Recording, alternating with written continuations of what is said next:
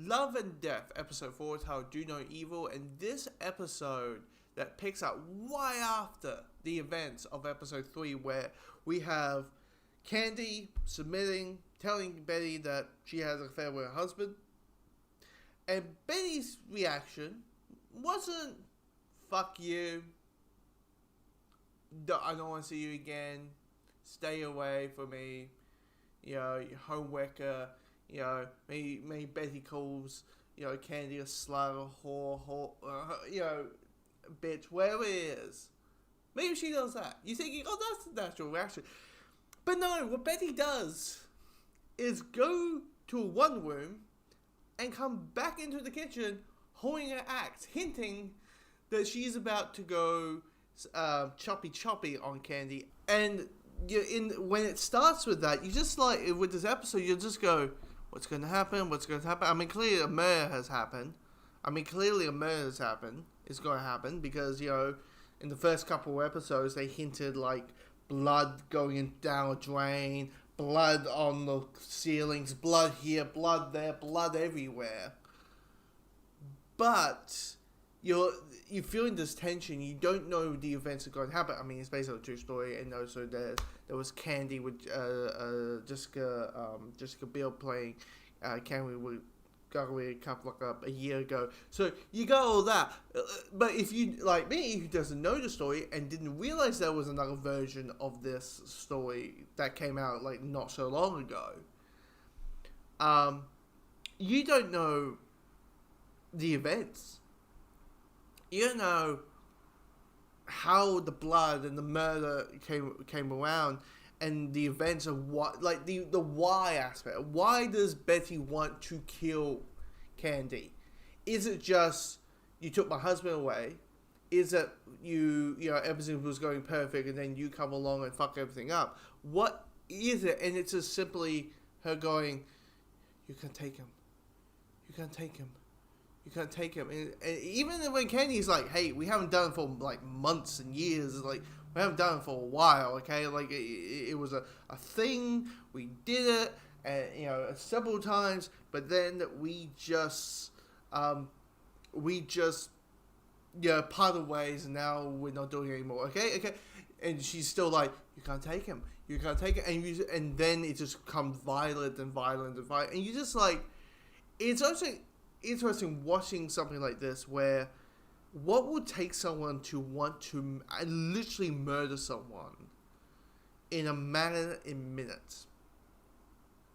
What would take someone who's never done anything like this before to doing it and wanting their whole, what's going to take that part? And you just realize the performance wise, I forgot the actress's name who plays Betty, but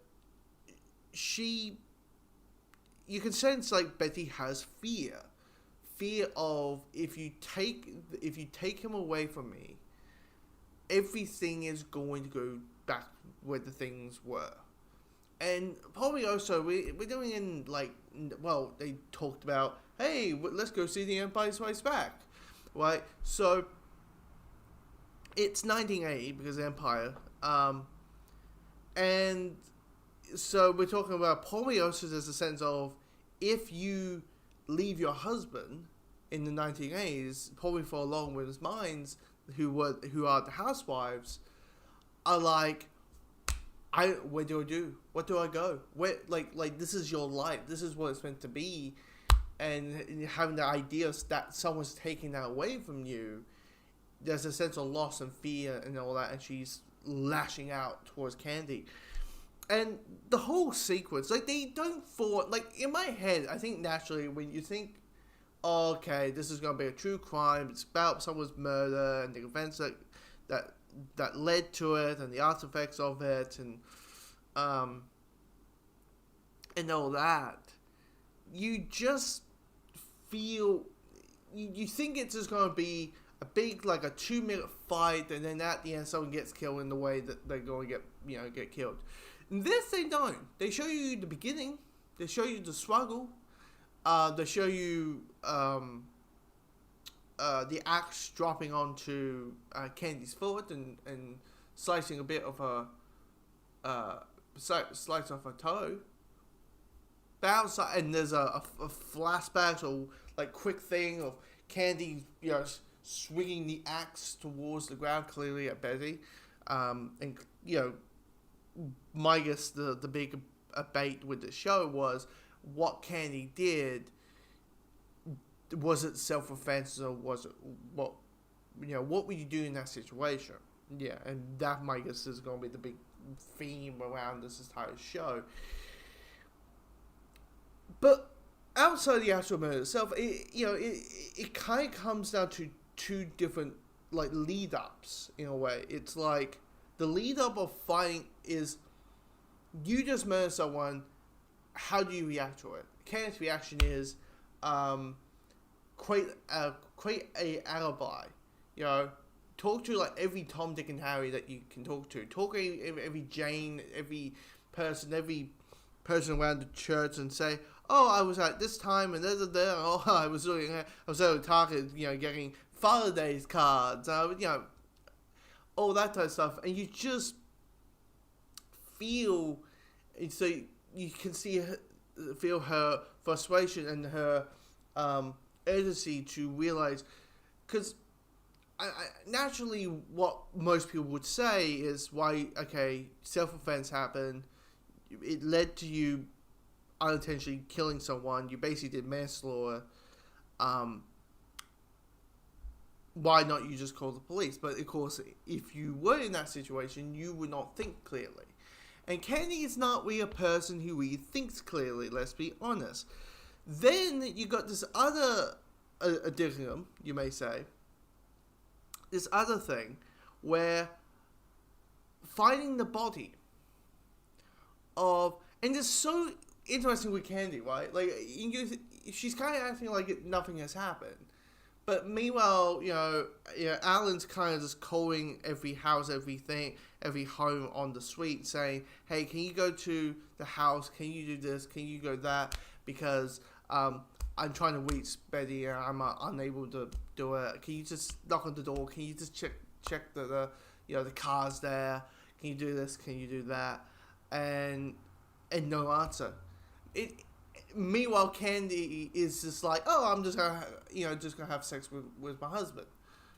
Meanwhile, you are under a scrutiny, and you just did something that you never thought you would do in a billion years. Candy's such an interesting character. I know this is based on a real-life person, but in the context of the show, a character who she's kind of like she just went down and say, "Hey, I find you attractive. Would you like an affair?" And then the affair happened, right? She just is very not strange, but reaction a way that you just wouldn't think someone would in that situation. And then you have the other thing, which is, the husband finds out, like, probably what it probably is like, finding out that you are going to come home, you're going to come home, and you ain't going to get your wife isn't there because she's been murdered.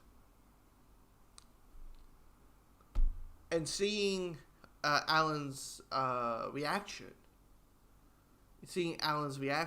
to it, and you can tell he wants to cry, and he's probably that he's that type of guy. It's literally 1980, so he's like, he's like, "I can't cry. A man doesn't cry. You can't let the emotions." Like, even when he tells his daughter, he just says that, "Hey, someone hurt Mommy very badly. She's not coming back. Do you understand me?" Applying that he is like, "Yeah, this is a horrible thing, but we're going to hold up together." Like, it's so interesting, because in the 1980s probably was that, which is keep calm and carry on, which is, yeah, your wife just got murdered, but pretend it never happened, unless the police come, unless the police come around.